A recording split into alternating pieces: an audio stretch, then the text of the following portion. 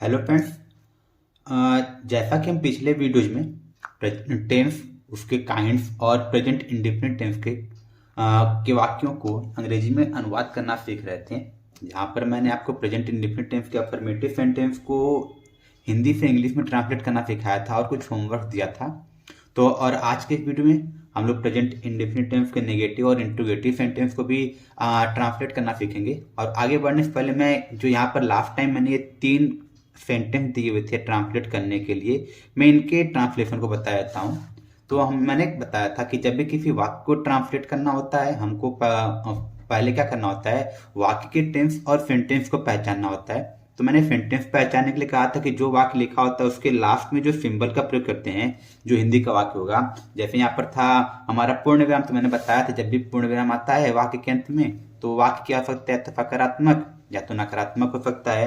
नकारात्मक कब होता था, जब वाक्य के बीच में किसका प्रयोग होता था, नहीं शब्द का। तो हम लोग जब ध्यान से देखेंगे इस वाक्य को, तो इस वाक्य के बीच में कोई भी नकारात्मक शब्द नहीं है, तो ये वाक्य कौन सा सेंटेंस हो जाएगा, ये बन जाएगा अफर्मेटिव सेंटेंस।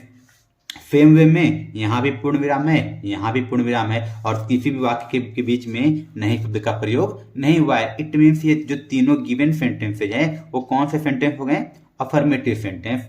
ये तो बात हो गई सेंटेंस की। अब अगली चीज जो हमको पहचाननी होती थी, हमको ये देखना होता था कि जो दिया हुआ वाक्य है वो किस टेंस का है। तो मैंने बताया था क्रिया के अंत में हमको देखना होता है। यहाँ पे जैसे कि पहले वाक्य में क्या काम हो रहा है, देने का, तो इसके अंत में क्या आ गया है, टी है। और यहाँ पर क्या काम हो रहा है, खाने का, यहाँ पर इसके अंत में क्या आ गया है, ता हूं। और यहाँ पर जब देखेंगे तो यहाँ पर काम क्या हो रहा है, याद करने का, तो इसके अंत में क्या हो गया है, ते हैं। तो मैंने बताया था कि हिंदी के जिन वाक्यों की क्रियाओं के अंत में ता है, ती है, ते हूं, ता हूं ऐसे शब्द आते हैं, तो कौन सा टेंस बनता है, वो बनता है प्रेजेंट इंडेफिनिट टेंस। और यहाँ पर उस नियम को फॉलो कर रहा है। यहाँ पर ती है आ गया है, यहाँ पर ता हूं आ गया है, और यहाँ पर ते हैं आ गया है। तो ये तीनों गिवन सेंटेंस किस टेंस के हो गए, प्रेजेंट इंडेफिनिट टेंस के। तो प्रेजेंट इंडेफिनिट टेंस के मैंने स्ट्रक्चर को बताया था कि इसको कैसे ट्रांसलेट करते हैं। ऐसे वाक्य में सबसे पहले क्या लिखते हैं, सब्जेक्ट लिखते हैं। तो जो पहला वाक्य होगा, सब्जेक्ट ढूंढने का मैंने तरीका बताया था कि सब्जेक्ट ढूंढने के लिए हम लोग कौन या किसने लाकर प्रश्न करते हैं। तो पहला सेंटेंस क्या है, मेरी माँ मुझे दूध देती है। अच्छा, तो मुझे दूध कौन देता है, तो आंसर क्या मिलेगा, मेरी माँ। तो पहले सेंटेंस का सब्जेक्ट क्या हो गया, सब्जेक्ट हो गया है मेरी माँ, मतलब माई मदर, ये हो गया माय मदर। और इसमें जो वर्ब है वो काम क्या हो रहा है, देने का, तो वर्ब हो गया देना। देने की इंग्लिश क्या होती है, गिव। ये हो गया गिव। तो अब ये पहले वाक्य को ट्रांसलेट करेंगे, इसका ट्रांसलेशन क्या आ जाएगा, सबसे पहले क्या लिखना है हमको, सब्जेक्ट लिखना है। तो सब्जेक्ट लिखते हैं, सब्जेक्ट क्या हो जाएगा, पहले वाक्य में माई मदर, ये हो जाएगा माय मदर। अब जब इस सब्जेक्ट को देखेंगे तो सब्जेक्ट के साथ माई के साथ जो जुड़ा हुआ मदर है, नाउन है, और जो नाउन है ये सिंगुलर है। और जब भी सब्जेक्ट सिंगुलर होता था तो मैंने बताया था जब भी सब्जेक्ट के स्थान पर क्या आ जाए, सब्जेक्ट के स्थान पर ही, सी, इट अथवा कोई सिंगुलर सब्जेक्ट आया हो, तो हम लोग क्या करते थे, हम लोग वर्ब के फर्स्ट फॉर्म में एफ या ईएफ का प्रयोग करते थे। तो यहाँ पर हमको जो सब्जेक्ट मिला है वो सिंगुलर है, तो यहाँ पर हम लोग पहले तो वर्ब लिखने गिव, और जब गिव लिख दिए तो वहां पर हमको क्या जोड़ना है, सिंगुलर था तो यहाँ क्या जोड़ देंगे, एफ जोड़ देंगे। तो ये क्या हो गया, माई मदर गिव। अच्छा, मेरी माँ क्या देती है, दूध देती है। कैसे देती है, मुझे देती है। क्या, my mother gives me milk.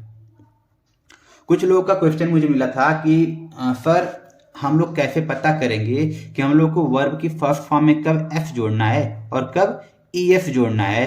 तो उसके लिए मैं आपको बताता हूं कि ऐसी समस्त सभी क्रियाएं, जितने भी वर्ब हैं, जिनके क्या कर सकते हैं, अगर जिन वर्ब के अंत में क्या आ जाए, एफ आ जाए, डबल एफ आ जाए, ओ आ जाए, सी एच आ जाए, या फिर एक्स आ जाए, ऐसी क्रिया जिनके अंदर क्या आ जाए, या तो एफ आए, या तो डबल एफ आए, या तो ओ आए, सी एच आए, या फिर एक्स आए, तो उन क्रियाओं के अंत में क्या जोड़ा जाता है, ईएफ जोड़ा जाता है। और इनके अलावा बाकी जो क्रियाएं होती हैं वहां पर क्या जोड़ते हैं, सिर्फ एफ जोड़ते हैं। और कुछ कुछ कंडीशन है जहां पर हम लोग आई ई एफ का ही प्रयोग करते हैं। मतलब ऐसी कोई क्रिया जिसके अंत में वाई आ जाए और उसके पहले क्या आ जाए, कोई कॉन्सोनेंट हो जाए, कोई कॉन्सोनेंट हो जाए, तो वहां पर हम लोग आई को रिमूव करके क्या जोड़ते हैं, आई ई एफ। जैसे कि मैं क्या कर दूं, फ्लाई, फ्लाई मतलब उड़ना।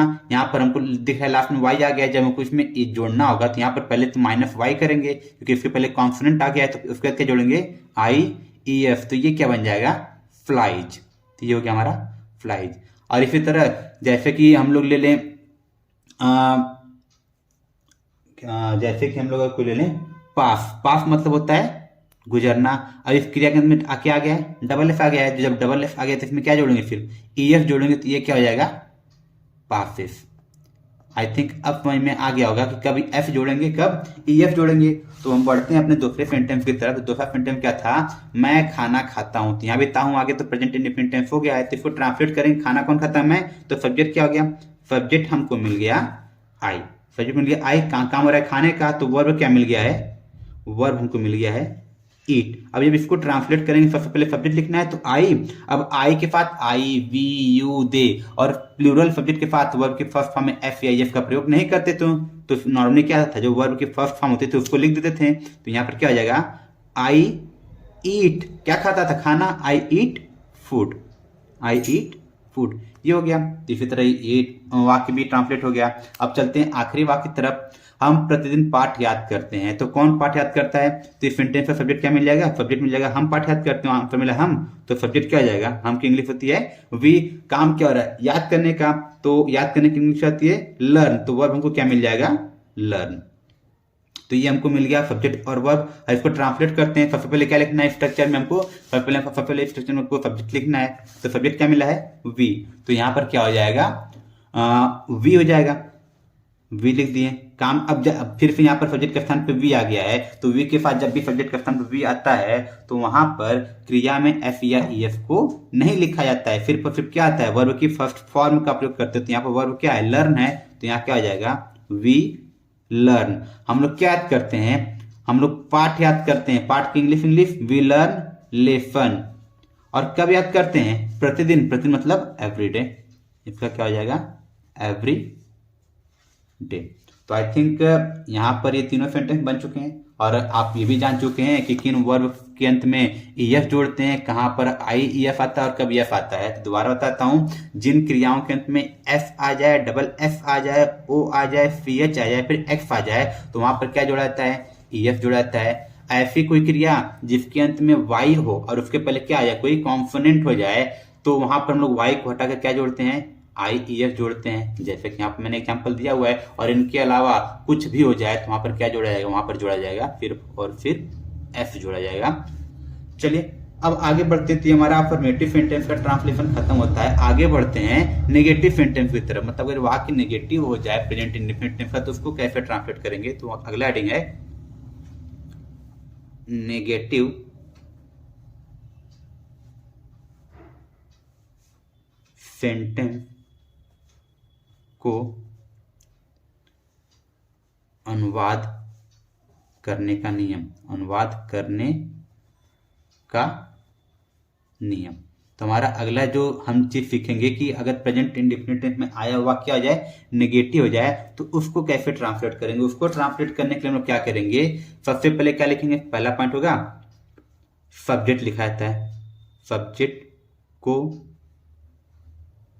लिखते हैं, क्या लिखते हैं, सब्जेक्ट लिखते हैं। और उसके बाद क्या रहता है, अगला पॉइंट है यहां पर हेल्पिंग वर्ब डू या डज का प्रयोग नॉट के साथ करते हैं। डू या डज का प्रयोग किस साथ करते हैं, नॉट के साथ करते हैं। अब बात आती है कब डू आएगा कब डज आएगा, तो उसको देख लेते हैं। अगला पॉइंट हमारा क्या आ जाएगा, आई वी यू दे तथा प्लूरल सब्जेक्ट के साथ क्या प्रयोग करते हैं, प्लूरल सब्जेक्ट के साथ हम लोग प्रयोग करेंगे डू का प्रयोग करते हैं। ये आ गया, इनके साथ आ गया, डू का प्रयोग किया जाएगा। और तब डच का प्रयोग किसके साथ करते हैं, तो हमारा अगला पॉइंट हो जाएगा पॉइंट नंबर 4, तो वो हो जाएगा ही सी इट तथा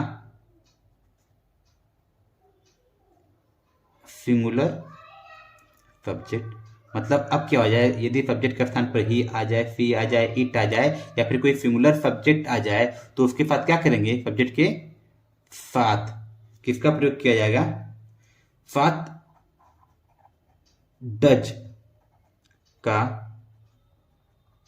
प्रयोग करते हैं। ये हमारा हो गया पॉइंट नंबर। नेक्स्ट अगला पॉइंट हमारा क्या हो जाएगा, पॉइंट 5 जो है, इस सेंटेंस में, मतलब जो नेगेटिव सेंटेंस होगा प्रेजेंट इंडेफिनिट टेंस का, वहां पर इस सेंटेंस में सिर्फ वर्ब की फर्स्ट फॉर्म अर्थात V1 का प्रयोग करते हैं। तो जो भी नियम मैंने लिखवाया उसको मैं एक बार दोहरा देता हूं कि नेगेटिव सेंटेंस अगर हो जाएगा वाक्य में अपन ये प्रेजेंट इंडेफिनिट टेंस के, तो उसको कैसे ट्रांसलेट करेंगे। सबसे पहला हमारा काम क्या होगा, सब्जेक्ट को लिखने का। उसके बाद सब्जेक्ट के अकॉर्डिंग या तो टू आ जाएगा या तो डच का प्रयोग करेंगे, और उसके साथ उनके तुरंत बाद क्या लिखा जाएगा, नॉट लिखा जाएगा। अब बात आती है कब डू लगाएंगे, कब डज लगाएंगे। तो जब आई हो जाए, वी हो जाए, यू हो जाए, दे हो जाए, तो इनके साथ या फिर कोई प्लूरल सब्जेक्ट हो जाए तो इनके साथ क्या आएगा, डू आ जाएगा। लेकिन ही, सी, इट तथा सिंगुलर सब्जेक्ट अर्थात एक वचनकर्ता के साथ क्या यूज करेंगे, डज का प्रयोग करेंगे। और इसके तुरंत बाद इस सेंटेंस के वाक्यों में सिर्फ और सिर्फ वर्ब की फर्स्ट फॉर्म का प्रयोग करते हैं। तो बात आएगी कि भी अफर्मेटिव में हमने जाना कि जो वर्ब की फर्स्ट फॉर्म या वर्ब की फर्स्ट फॉर्म में एफ या ई एफ का प्रयोग करते थे, तो अब क्यों हम लोग एफ या ई एफ का प्रयोग नहीं करते हैं, तो थोड़ा ध्यान दीजिएगा। डच का प्रयोग हम लोग जो कर रहे हैं, ही, सी, इट तथा सिंगुलर के सब्जेक्ट के साथ ही कर रहे हैं, और अफर्मेटिव में इन्हीं सेम सब्जेक्ट के साथ वर्ब की फर्स्ट फॉर्म का प्रयोग किया जाता था। ये बात तो क्लियर है। अब जो हमको ये पता है कि जो हमारा डू है, डू में ई एफ नहीं जुड़ा हुआ है, लेकिन डू किसके साथ लग रहा है, आई, वी, यू, दे तथा प्लूरल के साथ, लेकिन डू इनके साथ नहीं लग रहा है। तो अब ध्यान से देखेंगे, डू से ही ये डज बना हुआ है, और ये जो हेल्पिंग वर्ब डू है इसके अंत में क्या आया हुआ है, ओ, और जब ओ आता है तो उसमें क्या जोड़ा रहता है, ई एफ। तो हमको यह बात पता चल रही है कि जो ई एफ का प्रयोग किया जा रहा था मेन वर्ब में, वही ई एफ इस बार कहां लग गया है, हेल्पिंग वर्ब में लग गया है, डू में, और उसने डू को क्या बना दिया है, डज बना दिया है। अर्थात उस ई एफ को हमने खत्म नहीं किया है, हमने सेम सब्जेक्ट के साथ डज का प्रयोग कर रहे हैं, और वो ई एफ कहां जुड़ गया है, डू के साथ जुड़ गया है। और एक बात और बता दूं आपको, ये जितने भी क्रियाएं होते हैं, वर्ब होते हैं, जो उनकी फर्स्ट फॉर्म होती है वो हमेशा हमारा प्लूरल फॉर्म में होता है। तो उसमें एफ या ई एफ या आई ई एफ जोड़कर हम उनको सिंगुलर बनाते हैं, ताकि इन सिंगुलर सब्जेक्ट के साथ उनका प्रयोग किया जा सके। तो ये बात क्लियर हो गया। अब इसके स्ट्रक्चर की बात कर लेते हैं, नेगेटिव सेंटेंस के स्ट्रक्चर की। तो वो कुछ स्ट्रक्चर ऐसा बनेगा, सबसे पहले क्या आ रहा था, सब्जेक्ट आ रहा था, तो यहाँ पर क्या लिखेंगे स्ट्रक्चर में, सबसे पहले सब्जेक्ट, उसके बाद या तो डू या तो डच का प्रयोग करेंगे, और उसके बाद क्या आएगा, नॉट आएगा, और उसके बाद वर्ब की फर्स्ट फॉर्म, उसके बाद ऑब्जेक्ट, और in the end other words. तो ये हमारा स्ट्रक्चर बन गया है प्रेजेंट इंडेफिनिट टेंस के नेगेटिव सेंटेंस का। कृपया आप सभी लोग इस वीडियोज को ज़्यादा ज़्यादा उन बच्चों का भेजने की कोशिश कीजिए जिनके पास कोचिंग करने के लिए अलग पैसे नहीं होते हैं, ताकि वो इस वीडियोज का यूज कर सकें और अपने इंग्लिश को इम्प्रूव कर सकें। तो ये हमको स्ट्रक्चर मिल गया है नेगेटिव सेंटेंस का। तो इस नेगेटिव सेंटेंस के स्ट्रक्चर थोड़ा प्रयोग करते हैं सेंटेंसेज में ट्रांसलेट करने के लिए। जैसे मैं एक सेंटेंस ले लूँ, ये लड़के स्कूल साथ साथ नहीं जाते हैं, ये लड़के स्कूल साथ साथ नहीं जाते हैं, ये लड़के स्कूल साथ साथ नहीं जाते हैं। तो अब ट्रांसलेशन इसका जब अनुवाद, इसको जब हम लोग ट्रांसलेट करें इंग्लिश में, तो यहाँ पर देखिए फिर से पूर्णविराम आ गया है। तो मैंने यहाँ बताया हुआ है पूर्णविराम आएगा, दो पॉसिबिलिटी है, या तो सकारात्मक या तो नकारात्मक। तो नकारात्मक कब होता था, जब वाक्य के बीच में क्या आ जाए, नहीं शब्द आ जाए। और जब इस वाक्य को हम लोग देखेंगे तो यहाँ पर नहीं शब्द तो आ चुका है। जब नहीं शब्द आ गया पूर्णविराम के साथ, ये वाक्य क्या बन गया, ये वाक्य बन गया नेगेटिव सेंटेंस, एन मतलब नेगेटिव सेंटेंस। और इसकी क्रिया के अंत में क्या आ गया है, ते हैं। जब ता है, ती है, ते हैं, ऐसे शब्द आते हैं तो टेंस क्या बनता है, वो बनता है प्रेजेंट इंडेफिनिट टेंस, मतलब ये जो वाक्य है यह प्रेजेंट इंडेफिनिट टेंस का नेगेटिव सेंटेंस हो गया। तो अब इसमें सब्जेक्ट ढूंढते हैं। अच्छा, कौन स्कूल साथ साथ नहीं जाता है, तो आंसर क्या मिलेगा, ये लड़के हैं, तो हमको सब्जेक्ट मिल गया है ये लड़के मतलब दीज बॉयज। अब बात आई, तो हमारे पास ये सेंटेंस है, ये लड़के स्कूल साथ साथ नहीं जाते हैं, तो हमने जाना कि ये नेगेटिव सेंटेंस है, प्रेजेंट इंडेफिनिट टेंस है। और इसमें सब्जेक्ट क्या मिल गया है, सब्जेक्ट मिल गया है दीज बॉयज। कौन लाकर प्रश्न करने पर उत्तर मिला, ये लड़के, तो दीज बॉयज हो गया। मैं बता रहा था कि ये जो दीज क्यों आ गया है, क्योंकि लड़के बहुवचन है और ये पास के कुछ लड़कों को संकेत किया जा रहा है। पास की कई सारी वस्तुओं को संकेत करने के लिए दीज का प्रयोग करते हैं और एक वस्तु को संकेत करने के लिए दिस का प्रयोग करते हैं। तो लड़के प्लूरल है, तो इसलिए यहाँ पर क्या आ जाएगा, दीज आ जाएगा। और दूसरी चीज इसमें काम क्या रहा है, जाने का, तो वर्ब हमको क्या मिल गया है, वर्ब हमको मिल गया है गो। तो ये हमारा हो गया सब्जेक्ट और वर्ब हमने फाइंड कर लिया है। अब इसको ट्रांसलेट करते हैं। ट्रांसलेशन में नेगेटिव सेंटेंस था, तो सबसे पहले क्या लिखेंगे, सब्जेक्ट। सब्जेक्ट हमको क्या मिला है, दीज बॉयज, तो ये हमको मिल गया दीज बॉयज। अब सब्जेक्ट को हम लोग ध्यान से देखेंगे, जो नाउन वो प्लूरल फॉर्म में है, तो मैंने ऊपर लिखवाया प्लूरल सब्जेक्ट के साथ किसका प्रयोग किया जाता है, डू का प्रयोग किया जाता है, क्योंकि सब्जेक्ट के बाद या तो डू लिखना था या तो डज लिखना था, और सब्जेक्ट प्लूरल है इसलिए किसका प्रयोग करेंगे, डू का प्रयोग करेंगे। तो यहाँ पर क्या हो गया, डू। वाक्य में नई शब्द आया है, तो नई के लिए यहाँ पर क्या आ जाएगा, not. These boy do not, काम क्या हो रहा है, अब वर्ब लिखना है, काम हो रहा था जाने का, गो, यहाँ पर वर्ब के फर्स्ट फॉर्म लिखेंगे गो। कहाँ पर जाते हैं, स्कूल, गो टू स्कूल, ये हो गया। अच्छा, कैसे आते हैं, साथ साथ, तो साथ साथ की इंग्लिश होती है टूगेदर, ये क्या हो गया, टूगेदर। तो इस तरह से ये सेंटेंस हमारा ट्रांसलेट हो गया है इंग्लिश में। तो आगे बढ़ते हैं, कुछ और सेंटेंसेज को ट्रांसलेट करते हैं। नेगेटिव सेंटेंस जो हमारा होगा प्रेजेंट इंडेफिनिट टेंस का, उसके कुछ और वाक्यों के लेते हैं। जैसे कि अगर हम ये बोलें कि मेरे चाचा जी अपना पैसा खर्च नहीं करते हैं। तो इस केस में क्या करेंगे, मेरे चाचा अपना पैसा खर्च नहीं करते, जब इसको ट्रांसलेट करेंगे तो फिर से हम लोग देखेंगे, तो इसके में क्या आ गया, ते आ गया।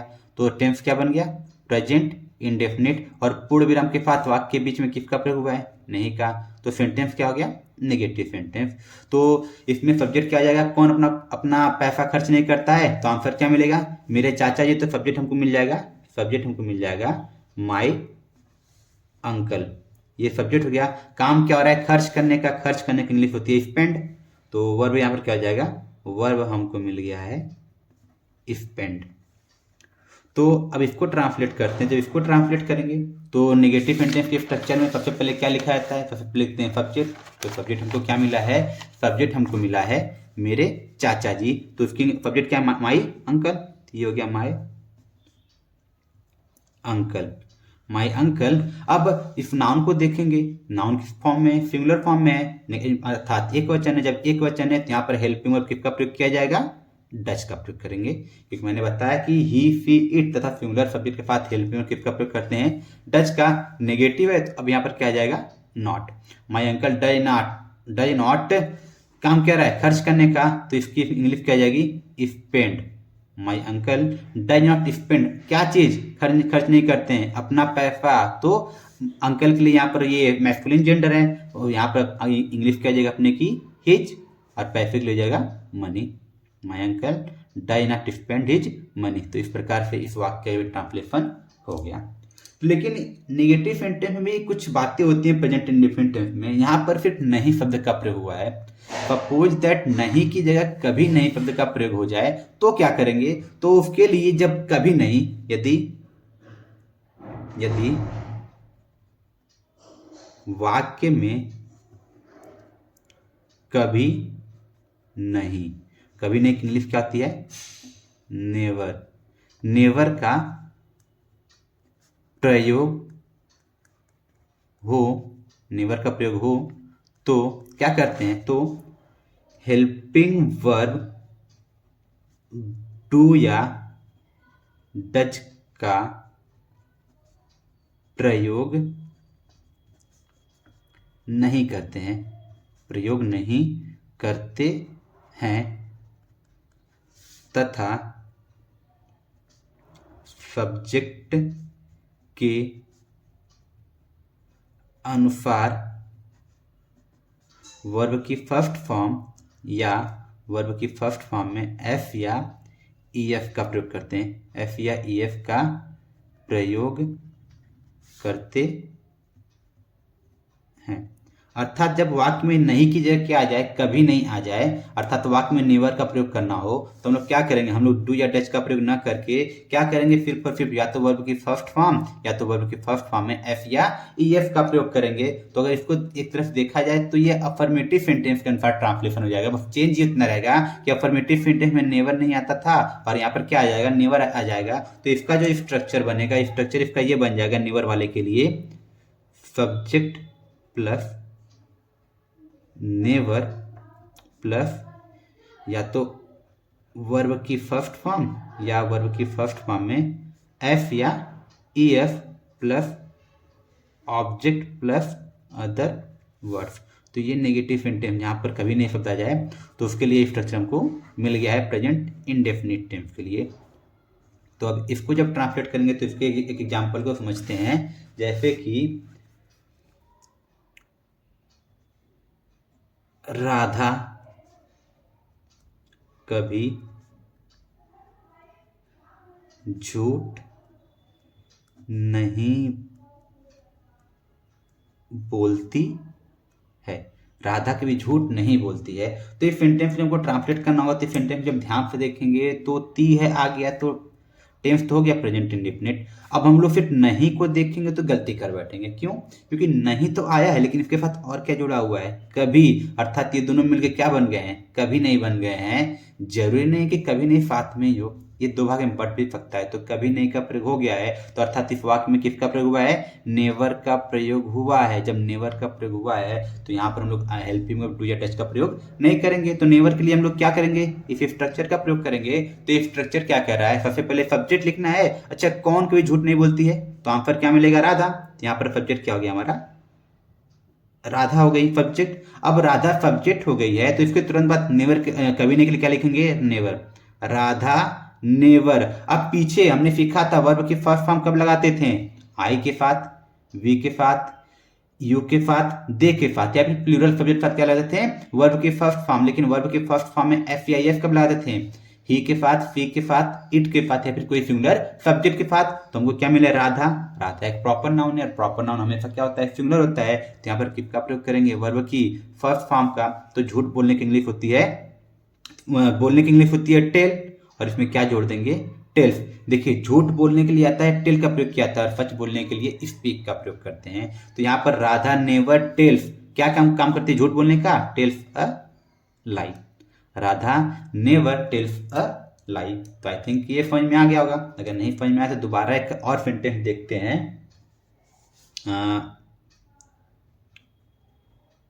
मैं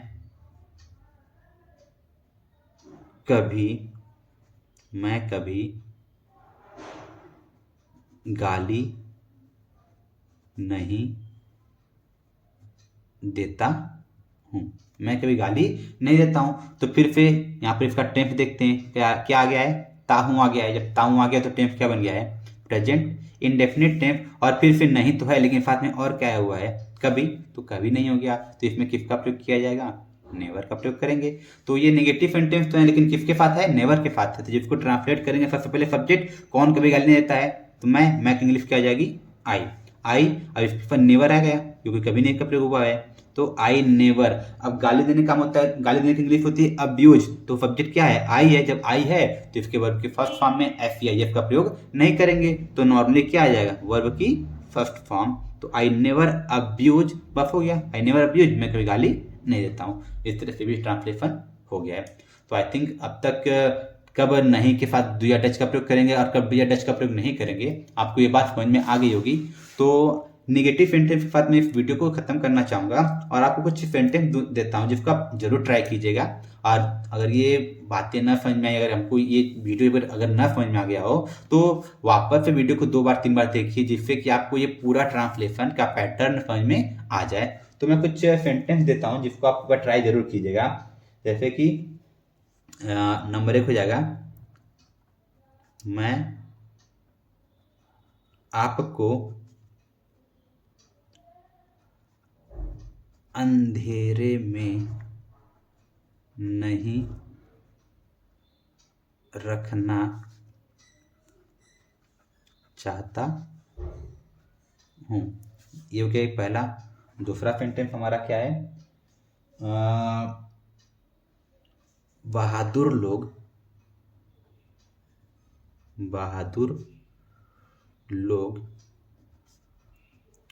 कभी अपमानजनक मृत्यु पसंद नहीं करते हैं। बहादुर लोग कभी अपमानजनक मृत्यु पसंद नहीं करते हैं। ये हो गया एक सेंटेंस। हमारे पास और ये हो सकता है कि मेरा मित्र अक्सर चुप रहता है।